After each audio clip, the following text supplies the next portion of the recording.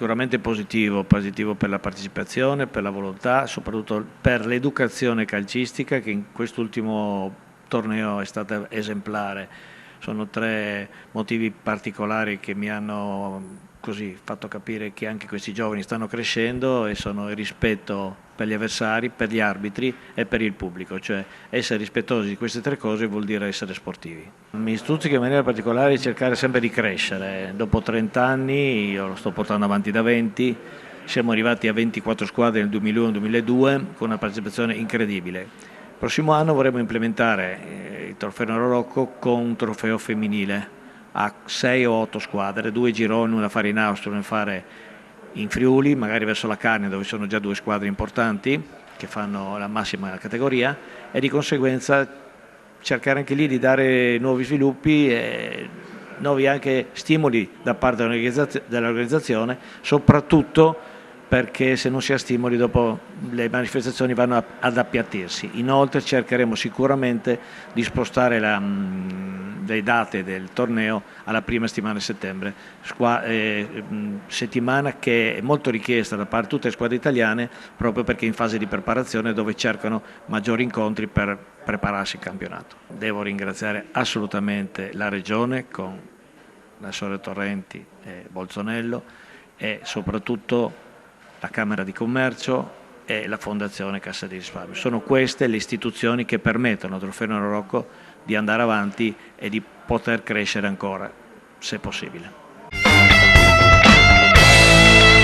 Io credo che tutte le manifestazioni sportive che nella nostra regione si organizzano, l'ultima è la Bavisella per capirci, hanno una ricaduta economica importante sul nostro territorio. Tanto è vero che da anni il CONI regionale, prima con Felluga ma anche con me adesso, vorremmo che l'assessorato allo sport fosse abbinato all'assessorato al turismo, perché sono ovvie le ricadute. Ma mi piace ricordare qui che i contributi che le istituzioni hanno dato ai 2 tornei o stanno dando ai 2 tornei, con i calcoli che abbiamo fatto, con gli impegni economici che abbiamo avuto, le spese che gli ospiti hanno sostenuto per rimanere 8 giorni a Gradisca nella nostra regione, è un moltiplicatore da 1 a 5. Significa che i 100.000 euro che più o meno le varie istituzioni ci hanno dato hanno portato sul territorio soltanto di alberghi la bella cifra di 500.000 euro.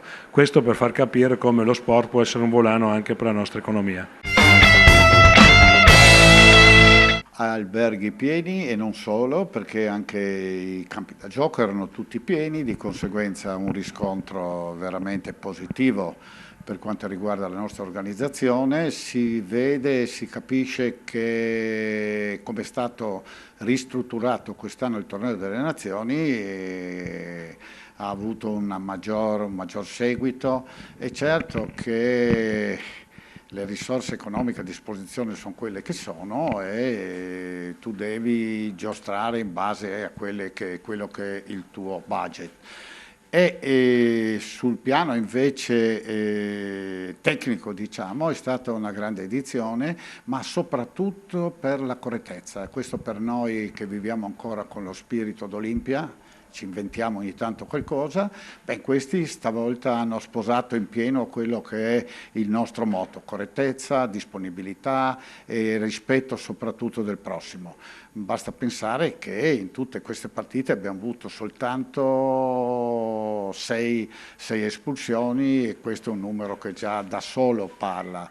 Nessun incidente, e questo è un altro particolare non da poco, perché generalmente in una manifestazione come questa negli scorsi anni minimo 3, 4, 5 ricoveri ci stavano. Quest'anno un po' per fortuna, un po' perché appunto, come dicevo, la massima correttezza di questi ragazzi ha fatto sì che questo handicap è stato completamente cancellato. Necessita però un intervento più deciso, più puntuale per quanto riguarda la visibilità, per quanto riguarda la comunicazione, dove abbiamo dimostrato le nostre carenze purtroppo dovute anche, come dicevo prima, a quelle che sono le risorse a disposizione. Per il futuro io credo che dobbiamo comunque studiare qualche novità e lo faremo sicuramente in modo di presentarci anche per l'edizione del 2016 con assolutamente freschi e puntuali. No, noi dobbiamo dire che chi ha contribuito è corretto, che ringraziamo un po' tutti, non facciamo nomi perché magari ci scordiamo qualcuno, noi diciamo che le istituzioni ci sono state vicine sicuramente, ma credo sia doveroso che una manifestazione come questa, dove non ha la durata di un giorno, questo dura 8 giorni, e con una presenza così importante, con una ricaduta economica, come diceva il Presidente Brandolin prima, proprio di assoluto rilievo, credo che le istituzioni non siano assolutamente insensibili a ciò.